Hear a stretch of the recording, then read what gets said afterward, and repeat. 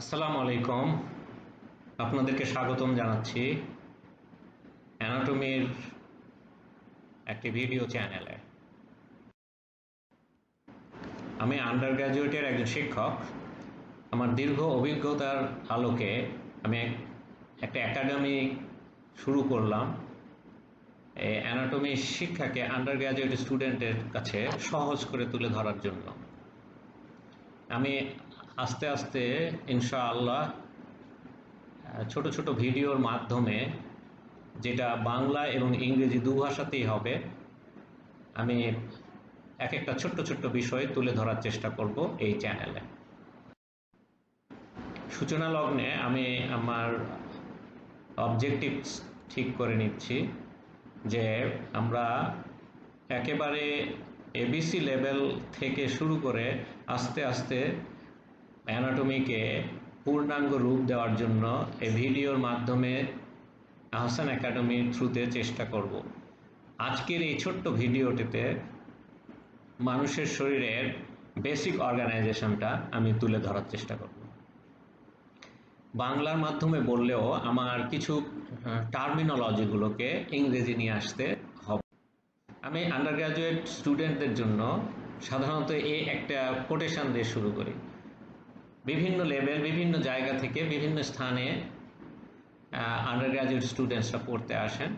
আসলে তাদের জন্য আমার কাছে মনে হয় যে খুব উপযোগী একটা কোটেশন হচ্ছে, don't stress over the past mistakes because there's nothing you can do to change it. Focus on your present and create your future.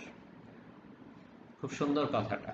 আপনি ডেপথে যে বুঝে দেখবেন, আপনি যদি বর্তমান থেকে ভবিষ্যতের দিনগুলোকে গড়ে তোলেন তাহলে আপনি একজন ভালো চিকিৎসক হতে পারবেন। নলেজ জিনিসটা কি? ধরেন এই একটা অক্ষর এম, এই এম অক্ষর কি কোনো অর্থ বহন করে? না, এটা একটা শব্দ, একটা উচ্চারণ হলো।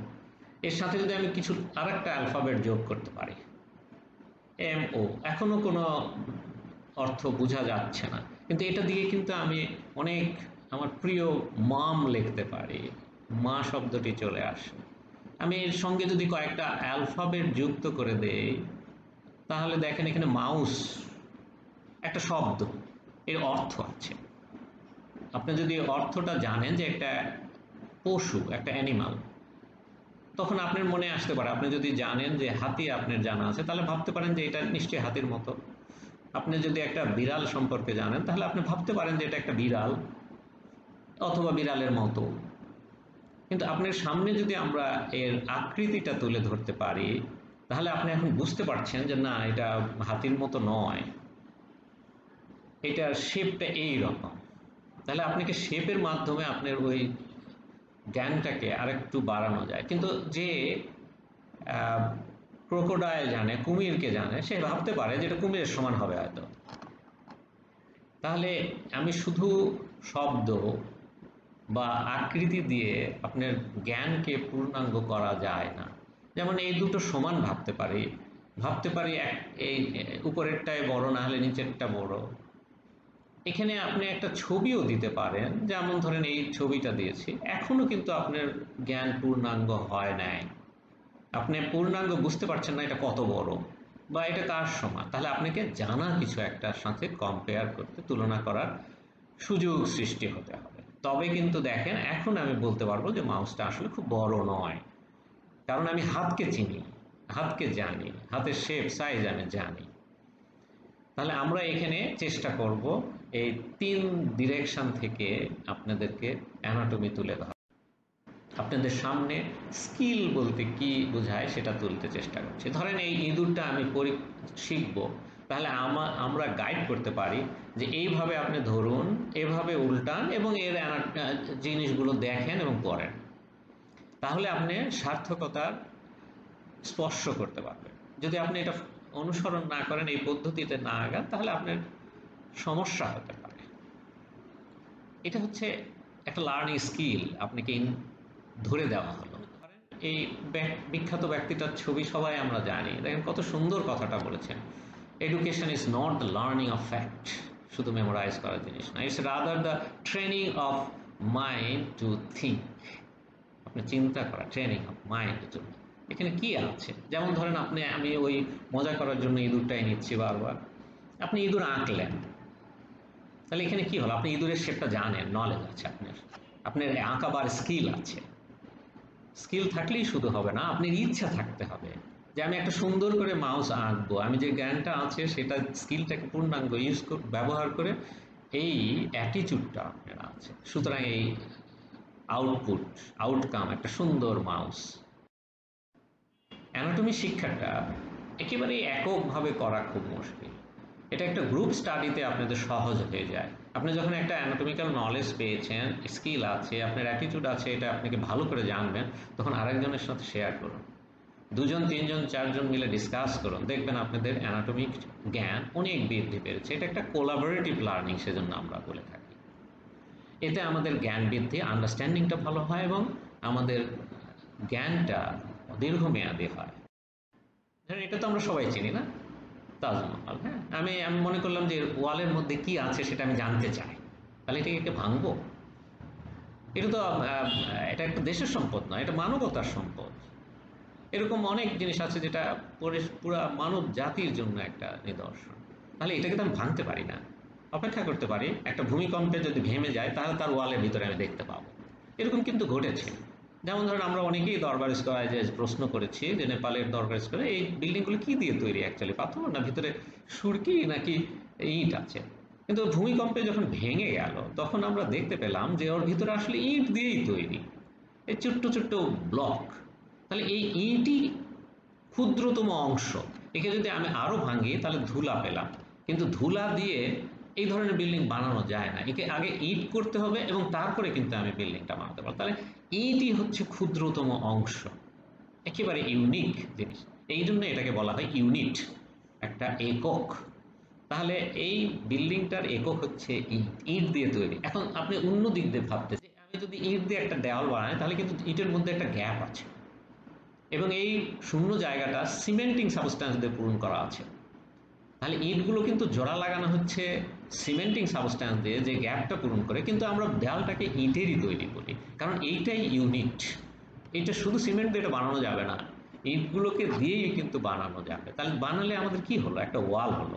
ওয়াল কিন্তু একটা কাজ করছে, যেমন এটা একটা বাধা, এর ভিতর দিয়ে বাতাস যাবে না, এর ভিতর দিয়ে আলো যাবে না, এমনকি আপনিও যেতে পারবেন না। তাহলে এটা একটা, এই জাস্ট একটা ব্যারিয়ার এটাই। এখন এটাকে যদি বিভিন্ন ডিরেকশনে তৈরি করি, উত্তরের দেয়াল, দক্ষিণের দেয়াল, ছাদ, ফ্লোর, এভাবে করি, তাহলে কিন্তু একটা পারপাসফুল রুম তৈরি হলো, ঘর।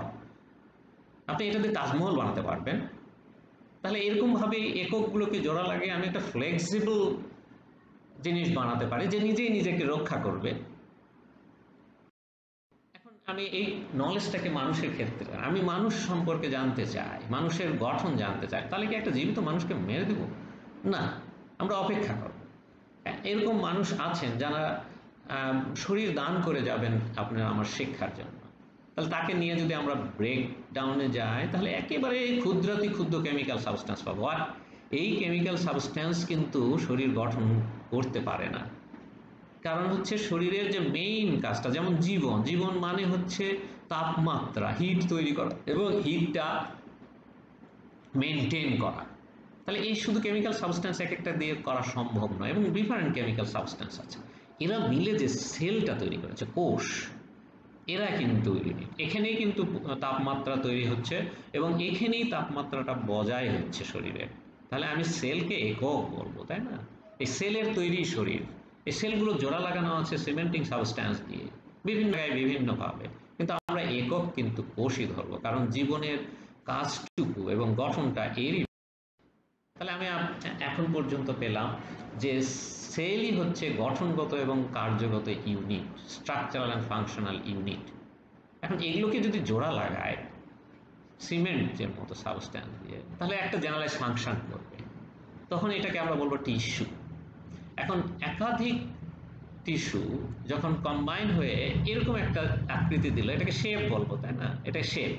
এই শেপটা কোথায়? আমি বলতে পারি যে বডির এইখানে এই শেপের একটা জিনিস আছে, সে ইউরিন তৈরি করে।